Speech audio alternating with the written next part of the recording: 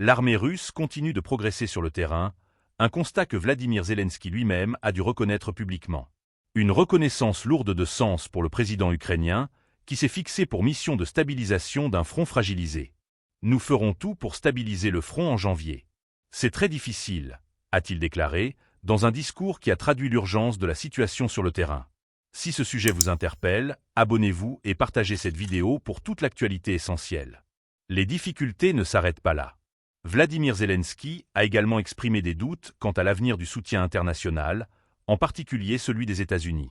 Nous ne savons pas si l'administration Trump continue à aider l'Ukraine, a-t-il ajouté, laissant planer l'incertitude sur la pérennité des livraisons d'armes et du soutien financier, essentiel pour maintenir la résistance ukrainienne.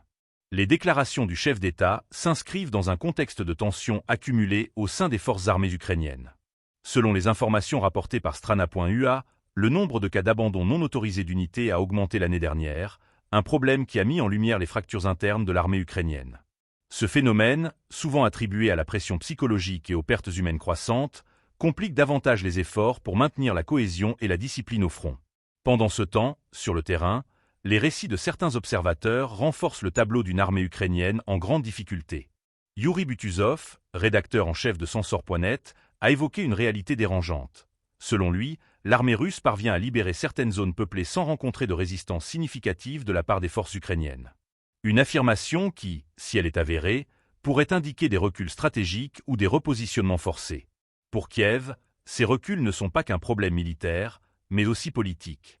Ils risquent de fragiliser encore davantage la confiance de la population et des alliés internationaux.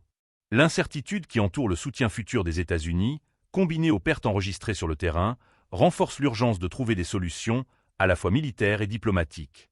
Cependant, la complexité de cette guerre ne se résume pas au mouvement sur le front. La guerre de l'information et les enjeux diplomatiques jouent un rôle tout aussi crucial. Alors que Zelensky cherche à mobiliser davantage de soutien international, notamment auprès des Européens et de l'OTAN, chaque avancée russe devient un test de la résilience ukrainienne et de l'engagement occidental. Les semaines à venir s'annoncent critiques. La tâche de stabiliser le front, évoquée par Zelensky, sera scrutée de près, tandis que les positions des grandes puissances pourraient redéfinir l'équilibre des forces dans ce conflit.